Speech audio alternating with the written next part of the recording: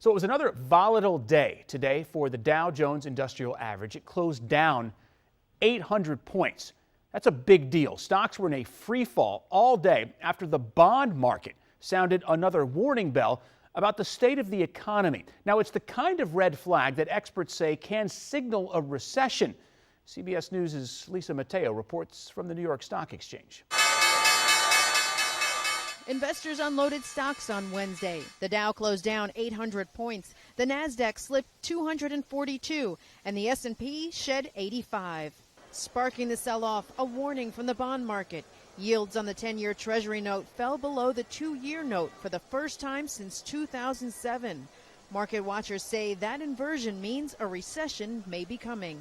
It takes 12 to 18 months for us to see the ramifications of it. So it's too soon to tell what's going to happen at this point. But clearly the activity that we're seeing today could be, or most certainly is, an indicator that a recession might be down the line. The losses come a day after stocks rallied on news President Trump postponed plans for more tariffs on Chinese goods. But concern about the ongoing trade war persists. Yes, the positive headlines were there yesterday, but not strong enough to really hold on to any gains today.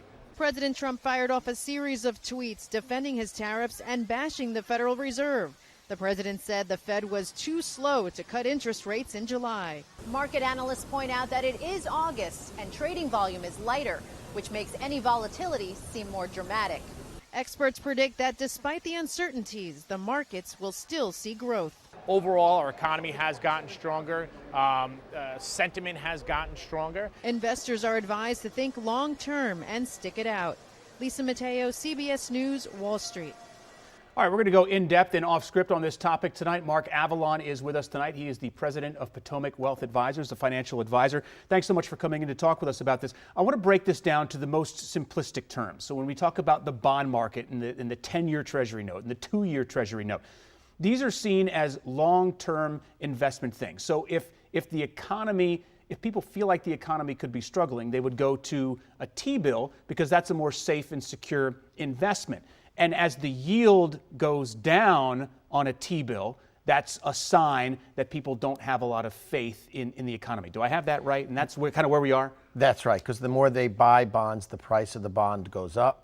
And that means the interest rate that people receive drops. And right now, those rates have dropped, signaling investors are flocking into bonds because they're concerned about the economy and stock prices going out a couple of years. So there has to be something that has pushed investors into bonds and away from stocks, and that's why kind of this troubling news in the market today. Can you identify maybe some of the root causes of this? It's been a confluence of events. I mean, yesterday we had Hong Kong riots as the main story. Today we had an inverted yield curve, which was just explained, where short-term rates are higher than long-term rates. Yeah. We have this ongoing trade war with China and tariffs here at home, which are hurting earnings, and the slowing economic growth, global economic growth is slowing, and we haven't even begun to talk about problems in Europe, whether it's a hard Brexit risk or Italian banks that are struggling. European growth has been in the doldrums. So it's a whole host of events coming together right now that's weighing on stock prices. Very simplistically speaking, the health of the economy is based on fear. Right? If we start talking about recession, people call your office, they want to pull out of stocks, and it has this somersaulting and catapulting effect. So what were the phones like at your office today when this is happening? Well, we train our clients, and I would advise people watching to remain unemotional about their investments. Emotion is the enemy of the investor.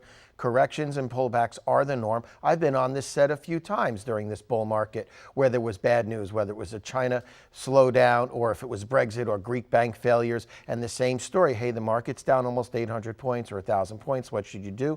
The answer is do not react emotionally. Look, at some point, stock prices will end the bull market, and people over time will have to prepare for that. And we ask them to prepare in advance by balancing their portfolio and diversifying in advance of days like today. Right. Have conversations with you or the financial advisor and say, hey, if we're more heavy into stocks, maybe we need to balance that out a little bit more and maybe look at some long-term strategies. We heard from that piece just a second ago that the president is angry at the Fed chairman, saying it took too long to lower rates and that he didn't lower them enough. Is the president right?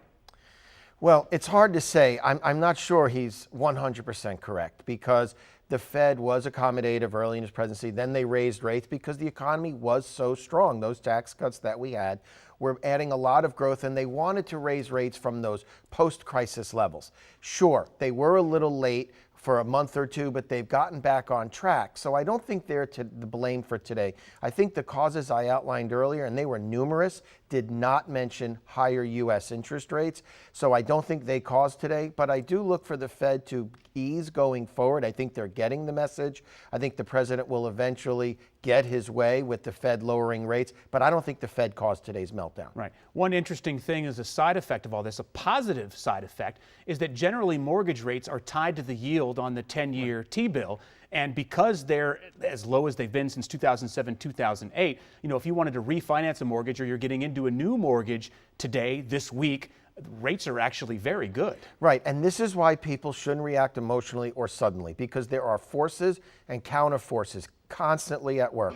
The fear of the economy, the exit from stocks, push bond yields down. It helps people refinancing, puts more money in their pockets. A slowdown lowers the price of oil, puts money in people's pockets, and that's why we have economic cycles. And right now, the consumer's going to benefit both from lower oil prices, lower interest rates, and I think with wage growth remaining steady in the U.S., the consumer's going to be strong, and I'm not predicting a recession between now and the end of the year. Right, so the bottom line here, don't give up the faith. We're going to be fine. We'll chalk it up as a bad day and we'll move on. Right, Yeah. you want to be aware, but that's generally a good strategy. Great having you on with us tonight to talk about this. Mark Avalon, thank you. Always good to be here.